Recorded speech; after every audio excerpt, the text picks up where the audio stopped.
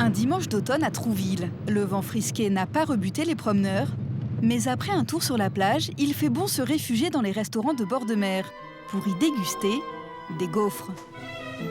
Un week-end comme celui-ci, Cédric Tillet va en écouler près de 300. Mais ici, pas question de les préparer à l'avance. La gaufre est faite maison, à la demande.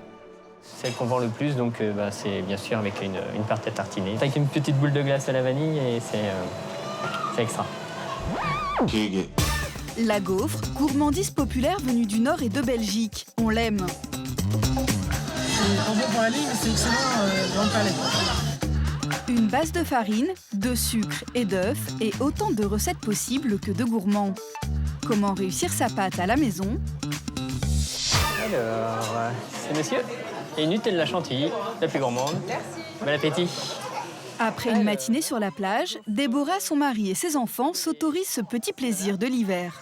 On n'est pas des habitués des gaufres, hein, mais elle est franchement très bonne. Elle est légère. Avec du Nutella et de la chantilly.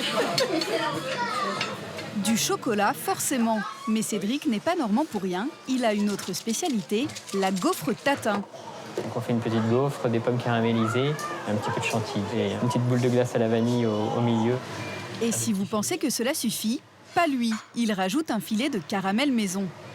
Pour le goûter, c'est l'idéal.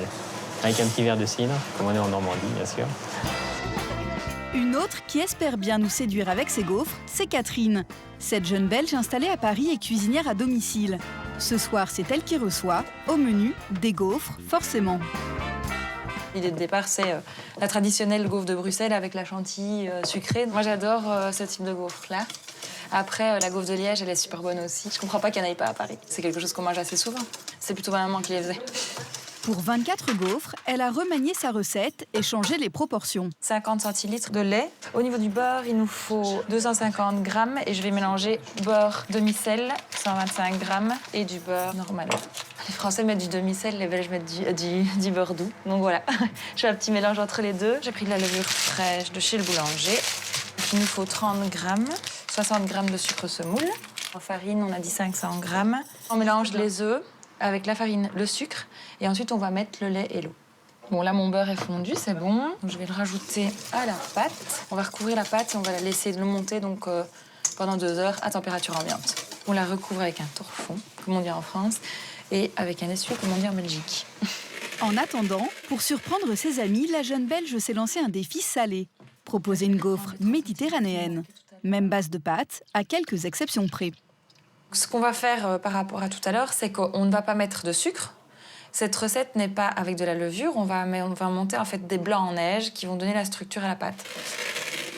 Contrairement aux crêpes salées, où la garniture est ajoutée sur la crêpe, avec la gaufre, on incorpore directement dans la pâte la préparation.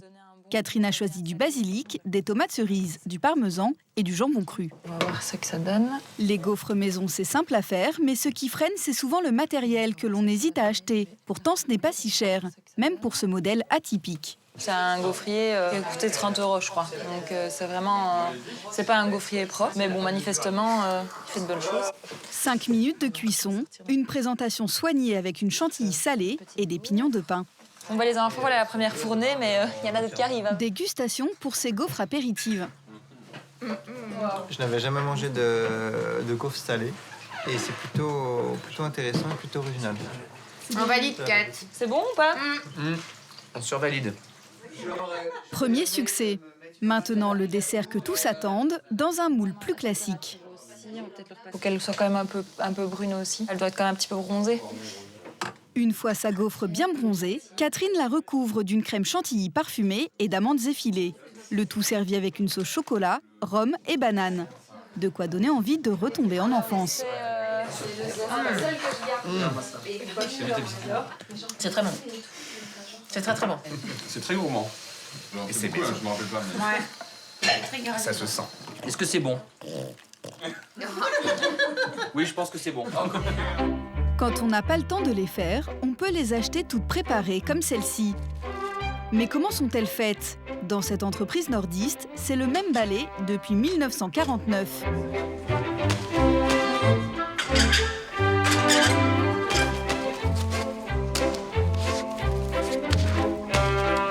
« 50 000 gaufres sortent ainsi de cet atelier chaque jour. Pour Vincent Dupré, patron de cette maison artisanale, l'expérience du pâtissier est primordiale. Il y a 3 éléments importants qui sont l'aspect, le goût, la texture. Donc le pâtissier, en fait, il a les 3 critères en tête en permanence. Dans le Nord, la pâte à gaufres n'est pas liquide, mais ressemble plus à une pâte à pain. Une fois divisée en pâtons correspondant à chaque gaufre, la pâte va lever, avant d'être saisie quelques secondes dans ces gaufriers.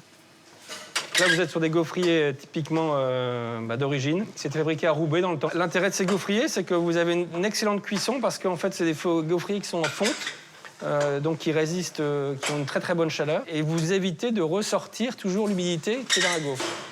Mais la spécialité de la maison et de la région, c'est surtout que la garniture ne se met pas sur les gaufres, mais à l'intérieur.